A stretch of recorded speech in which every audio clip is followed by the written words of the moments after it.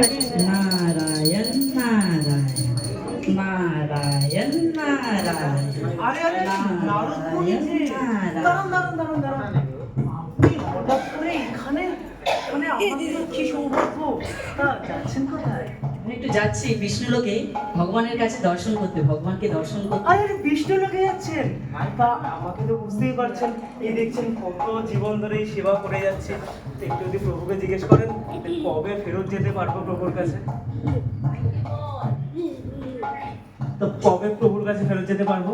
ঠিক আছে, তোমার এই মনের বাসনা আমি গিয়ে ভগবানকে নিশ্চয়ই জিজ্ঞেস করবেন কিন্তু মনে অবশ্যই, তাহলে আসার সময় বলে যাবেন কিন্তু। অবশ্যই হ্যাঁ, তাহলে আমাকে আজকে বিদায় দাও। আসুন আসুন। নারায়ণ নারায়ণ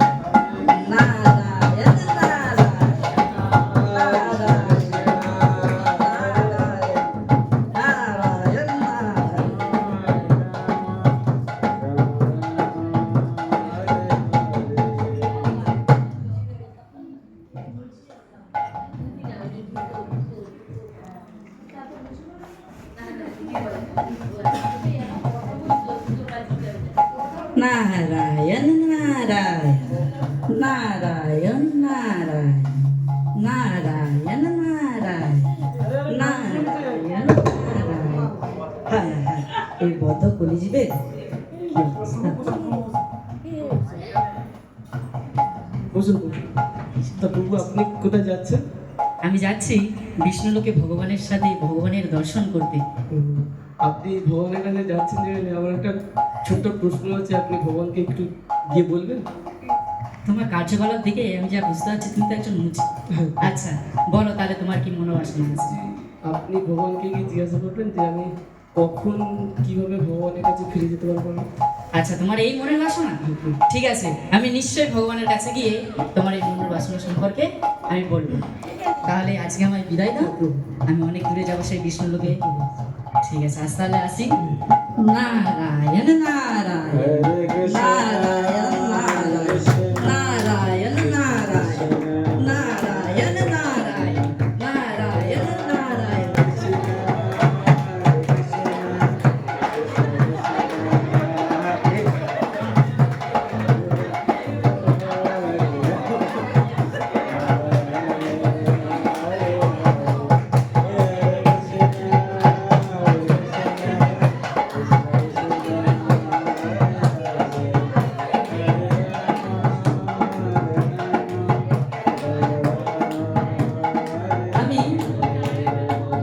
আমি দেখে এলাম যে মর্ত্যজীবের বদ্ধজীবরা কি অবস্থায় আছে, তাদের কি করুণ পরিস্থিতি। ভগবানের কাছে তাদের কত মনের বাসনা, এই মনের বাসনা আমাকে ভগবানের কাছে গিয়ে জানাতে হবে তাদের মনের বাসনা, নাহলে মর্তে গিয়ে আমি তাদের কাছে কি উত্তর দেবো। যাই দেখি এখন ভগবান তার ধামে কি করছেন, গিয়ে একটু আমি ভগবানকে দর্শন করে আসি। যাই। নারায়ণ নারায়ণ নারায়ণ নারায়ণ নারায়ণ নারায়ণ নারায়ণ। হ্যাঁ জয় বিজয়, তোমরা কেমন আছো? আমরা কুশলে আছি। কুশলে আছো? আপনার খবর? আমার খবরও খুবই কুশল। আমি সেই মর্ত থেকে এসেছি তুই বদ্ধজীবের প্রশ্ন নিয়ে। আর আজকে এরকম অসময়? এই অসময় আমি এসেছি একটু ভগবানের দর্শন করতে, ভগবানের কাছে কয়েকটা প্রশ্ন নিয়ে এসেছি। আচ্ছা, কিন্তু ভগবান তো এখন বৈকুণ্ঠে এখন নিদ্রায় আছেন, তিনি এখন বিশ্রামে আছেন। জয় বিজয়, এ তোমরা কি শোনালে? আমাকে একটু কৃপা করে আজ্ঞা করো, আমি যেন ভগবানের কাছে দর্শন করতে পারি। হ্যাঁ করতে পারবেন, কিন্তু দেখুন আপনি কতটা প্রসন্ন করতে পারেন। আচ্ছা, ভগবান তো এমনি প্রসন্ন হবে না, তাহলে ভগবানের মহিমা কীর্তন করতে হবে। যাই গিয়ে ভগবানের একটু মহিমা কীর্তন করে দেখি কতটা ভগবানকে প্রসন্ন করতে পারি। নারায়ণ নারায়ণ, হে কৃষ্ণ গোবিন্দ হরে মুরারি, হে নাথ নারায়ণ বাসুদেব, হে কৃষ্ণ গোবিন্দ হরে মুরারি, হে নাথ নারায়ণ বাসুদেব, একমাত্র স্বামী সখা हमारे, একমাত্র স্বামী সখা हमारे, হে নাথ নারায়ণ বাসুদেব, হে কৃষ্ণ করুণার সিন্ধু দীনবন্ধু জগৎপদে, গোপেশ গোপিকাকান্ত শ্রীরাধাকান্ত নমস্তুতে। ও নারদমণি, হ্যাঁ প্রভু, আমি এসেছি। মাতা লক্ষ্মী, মাদের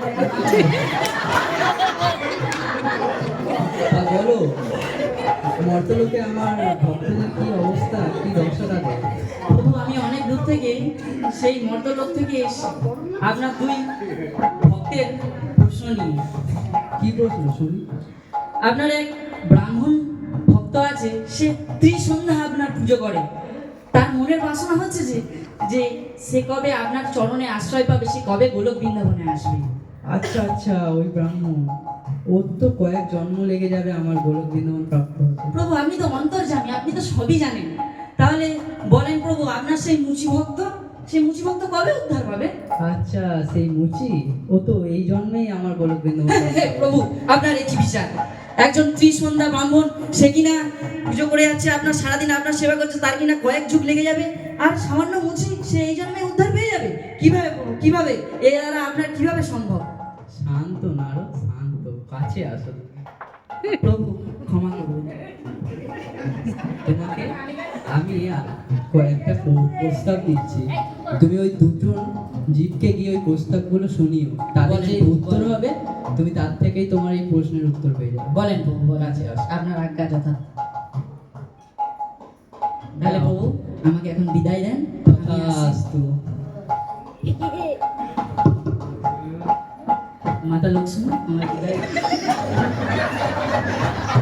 হে কৃষ্ণ গোবিন্দ হরে মুরারি, হে নাথ নারায়ণ वासुदेव, एकमात्र स्वामी सखा हमारे, एकमात्र स्वामी सखा हमारे, हे नाथ नारायण वासुदेव। প্রতিদিন কত গাছের কত জীবের, সেরকম ভগবান হচ্ছে এত বড় আমাদের এই বিশ্বকে স্থাপন করেছে, তার মাত্র সেই বুদ্বুদ দ্বারা প্রতিদিন কত ব্রহ্মাণ্ড সৃষ্টি হচ্ছে, প্রতিদিন কত ব্রহ্মাণ্ড ধ্বংস হচ্ছে।